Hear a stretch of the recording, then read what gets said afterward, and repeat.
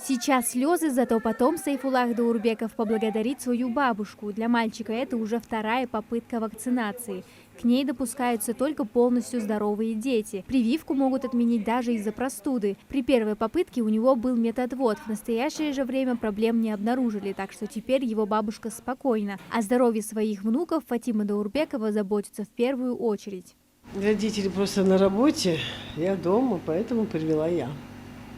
Вот и все. А еще у вас много внуков? Еще трое. И они все тоже привиты? Да. Выделяют 3 формы полиомиелита, особо тяжелый случай развития бульбарного паралича, понтинная форма. Для этого вида полиомиелита характерно развитие паралича лицевого нерва, при котором происходит частичная или полная утрата мимических движений, и энцефалитическая, которая проявляется симптомами очагового поражения мозга. Врачи отмечают, необходимо продолжить защиту населения для создания коллективного иммунитета. Вирус распространяется по всему телу мгновенно. Сначала родитель может и не понять, в чем дело. Сначала могут подумать, там общая слабость, да, у ребенка там побегал, ножки устали, еще что-то. Бывает так, что мы не сразу родители могут не сразу акцентировать на это.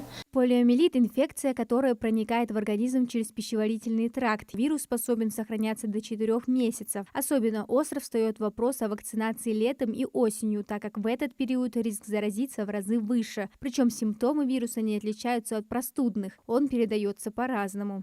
Вирус попадает в организм с помощью контаминированной или по-другому зараженной вирусами едой или водой через рот. В начале заболевания вирус также может передаваться воздушно-капельным путем. В республике с начала года выявлено 3 случая заболевания острым вялым параличом. Чтобы ситуация не обострилась, необходимо пройти вакцинацию, напоминают медики.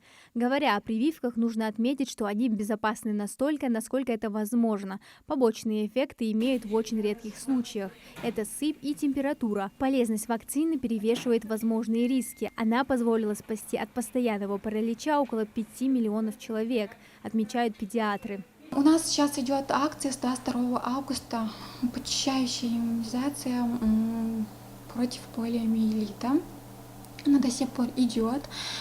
Очень много мамочек, даже вот наши коллеги, да, педиатры тоже на дом выезжали, делали прививку, очень многие приходили. Сроки проведения прививок против полиомиелита определены приказом Министерства здравоохранения Российской Федерации. Они обязательно и делаются детям с 3-месячного возраста 3-кратно с интервалом в 30 дней. В дальнейшем ребенку проводятся 3 ревакцинации. Первая в 18 месяцев, вторая в 24 и третья в 6 лет. Противопоказания есть, но они чрезвычайно редки и определяет их только врач. Амина Зязикова, Султан Булгучев, Магаз 24.